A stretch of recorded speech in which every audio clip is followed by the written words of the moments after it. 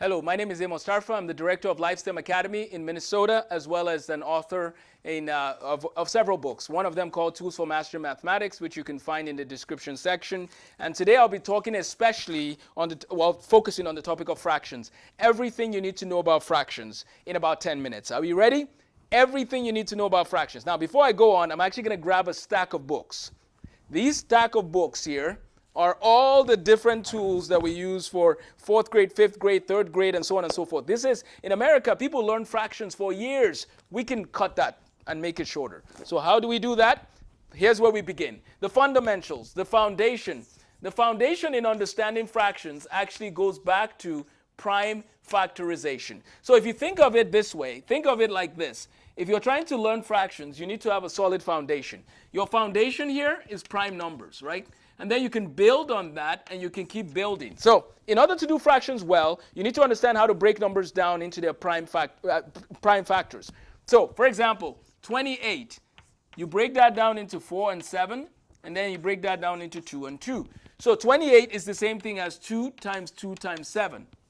Now, I have a whole video on prime factorization. It's probably one of the most important topics that kids will learn in pre-algebra. So remember, in order to do fractions, before you even touch it, you need to know what prime numbers are. Now, prime numbers come from Euclid. He wrote a book called The Elements back like 300 years before Jesus.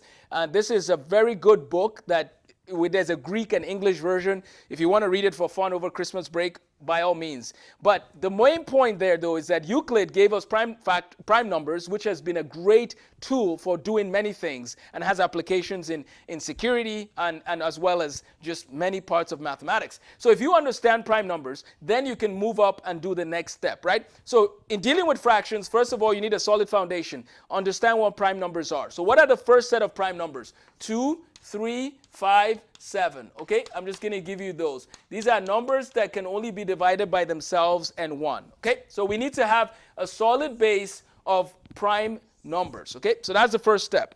So before I go on, a little bit of the history of fractions. They come around, let's say, 2500 BC. We see that the Egyptians have some things to teach us about fractions. You can read more on the history of fractions and learn about the Egyptians. Their fractions were always written as 1 over something. Very interesting. It seems like they were better in math than us in some ways, which is kind of weird. We can do better. Okay, so fractions, in order to understand them, the first step is to understand prime factorization. It's also important to understand what the numerator is and what the denominator is, right? In my book, Tools for Mastering Mathematics, on page 51, I actually give you a list of everything related to fractions that you will need to know. So let's press on. This video is a condensed version. We'll make more videos showing you more examples. So once you know how to use prime factorization, the next thing you need to know is how to simplify fractions. So for example, if somebody says 4 over 28, okay, if somebody says 4 over 28, they want you to be able to simplify that. The way you simplify that is you prime factorize the numerator and you prime factorize the denominator. So this becomes 2 times 2, and this becomes 2 times 2 times 7. Remember, we did that earlier on. So we've prime factorized the numerator, we've prime factorized the denominator. We can cancel the 2's, and we're left with 1 over 7.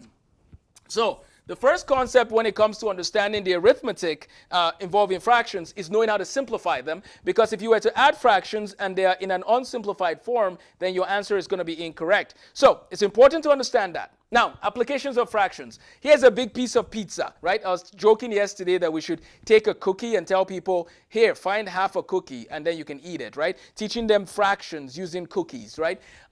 Chocolate chip cookies, preferably. Those are my favorite. But anyways, the point is we need to know how fractions are, like how they work. And it's basically a part of something, a part of a whole, right?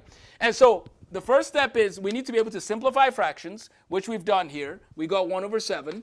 So if we know how to simplify fractions, the next thing we actually need to know is how to multiply and divide fractions. So for example, if somebody says 4 over 28 times 2 over 3, well, if you are working with fractions, you are allowed to multiply the numerators together and multiply the denominators together, okay? So basically, in order to do fractions, notice that you need to know multiplication. So we go back to this foundation and we say, you know what? And this is not in any order. All of this can just be in the foundation. So you need to know how to multiply and divide, add and subtract as well, right? You need to know basic arithmetic and prime factorization in order to do fractions. So we're simplifying the fractions here.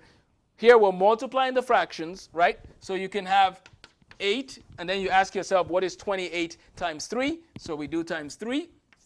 What's 3 times 8? 24. Carry 2. What's 3 times 2? 6 plus 2, that's 8. So we write down 84. Now, notice what just happened. We have 8 over 84. And this is not simplified because 8 and 84 have common factors. Now, here's an interesting thing about simplifying this. There's something called divisibility rules, and they are included in Tools for Master Mathematics for you as well. Do you know if 84 is divisible by 8? Do you know if it's divisible by 4? Do you know if it's divisible by 2? These are things you should know as you do math problems. So it is divisible by 4, okay? So we divide the numerator by 4 and we divide the denominator by 4 because both of them are divisible by 4. So that leaves us with 2 and 21. Now, 21 is not divisible by 2 because 21 is not an even number. Notice the importance of understanding types of numbers, right? It helps us with fractions.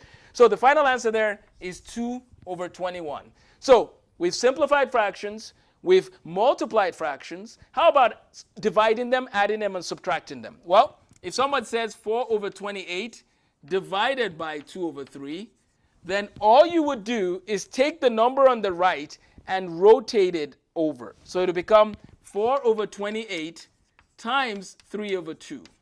So do you see what just happened? We rotated the number on the right. And now, here's a trick I showed them yesterday, and I'll show it to you now. In Nigeria, when we work with fractions, we remember that the 2 goes into 4 2 times. That is legal. So now you just have 2 times 3 in the numerator and 28 in the denominator, but 2 goes into 28 14 times. So the answer is 3 over 14.